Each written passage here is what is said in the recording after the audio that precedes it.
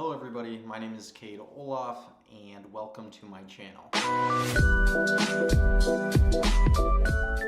In today's video, we are going to be discussing whether or not you should be selling your house right now before a recession. Now, regardless of where you stand politically and whether or not you believe we're actually in a recession is besides the point of this video. I'm not going to be getting into that. However, if you are under the impression that we're not already in a recession or perhaps we're headed to one, you may be asking yourself, well, is it smart to consider selling my house right now and moving? Now again, my name's Cade. I am a residential real estate agent here in Southern Arizona. And on top of being a salesperson, one thing that I enjoy very much so is investing in real estate. And so a lot of my time outside of selling real estate is talking to investors and people who own and invest in real estate as a living. One of the things that I've learned about being the most important thing when either investing or selling real estate is knowing how you're positioned, regardless if you're a consumer or an investor, a tenant or a buyer, whatever you are doing, you either own or rent real estate. And so it's important to know how you're positioned and what the market at any given time is doing. Now, there's a lot of data out there, a lot of news articles, a lot of opinions, and a lot of people who think they know what they're doing. And let's face it, probably a lot of them do and probably a lot of them don't. So how do you know as a consumer or even an investor where you stand and at what point in the market is really an advantageous time for you? And so one of the things that I've learned, and one of the most important metrics I think you can understand regardless of how real estate affects you, is what we call the absorption rate, otherwise known as month supply. And in today's video, I want to share with you guys what the absorption rate is, how you can calculate it, and what it really means for you when it comes to the decision in either to buy or sell a home.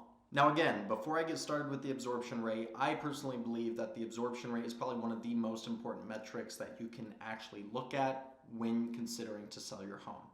So what is the absorption rate? Well, the absorption rate, otherwise known as the month supply, is really a metric to show you whether or not we're in a buyer or seller's market, okay? And so what you do is you take the amount of listings at any given time in the market, you divide that amount of listings by the average days on market, and then that's going to give you how many months it would take for all of the current inventory to completely sell out in any given market. So as an example, I'm here in Southern Arizona, so if you guys are watching this and you live in Tucson or Pima County, any of the surrounding suburbs, this would be applicable to you guys. So how do I know in my market, am I in a buyer or seller's market? And I'll share with you via the absorption rate.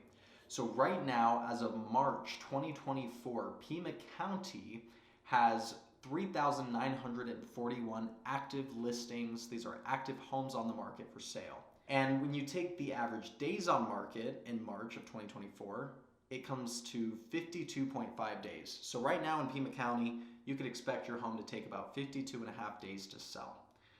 And what you do is you take the 3,941 active homes on market, you divide it by your 52.5, and that's going to give you your 3.36 months, okay, which again is your absorption rate.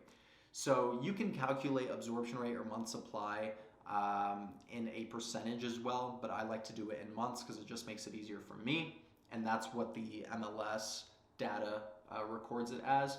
So what this tells me is that in March of 2024 in Pima County, it would take 3.36 months for all of the inventory to completely sell out, okay? So what does that mean for you? How do you know whether or not you're in a buyer seller's market? And when I talk to a lot of investors and other realtors, the way they measure it is with this.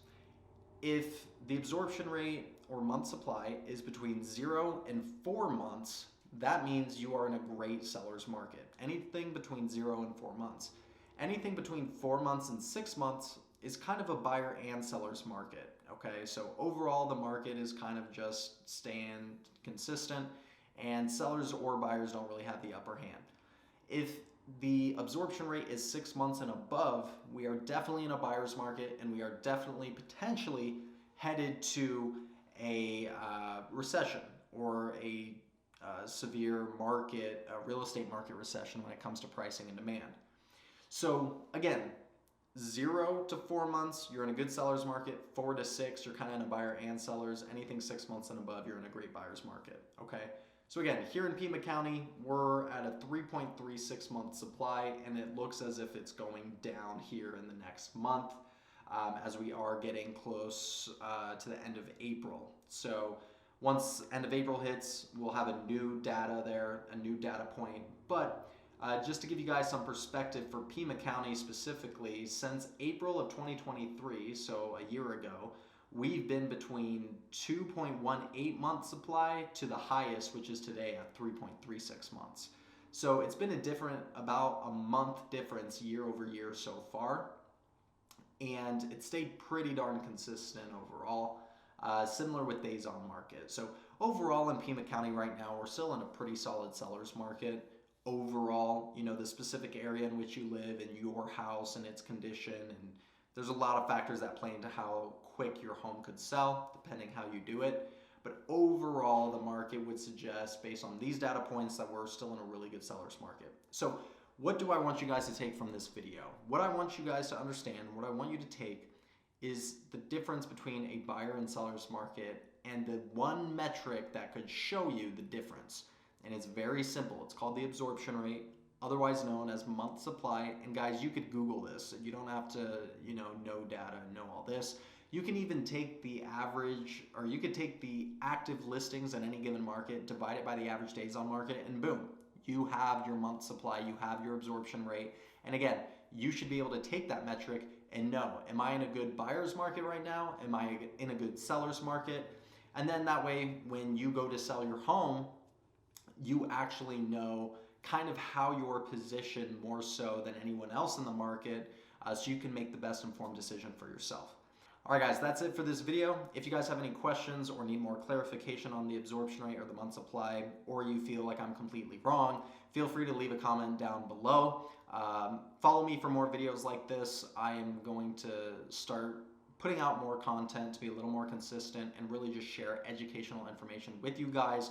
That way, when you do have real estate things you need to take care of, you can reference this channel and use it to really educate you and make you better, because informed decisions are typically better decisions. So I want to make sure you guys are educated with the know-how on how to handle your real estate transactions. Again, my name is Kate Olaf, and I will see you guys in the next one.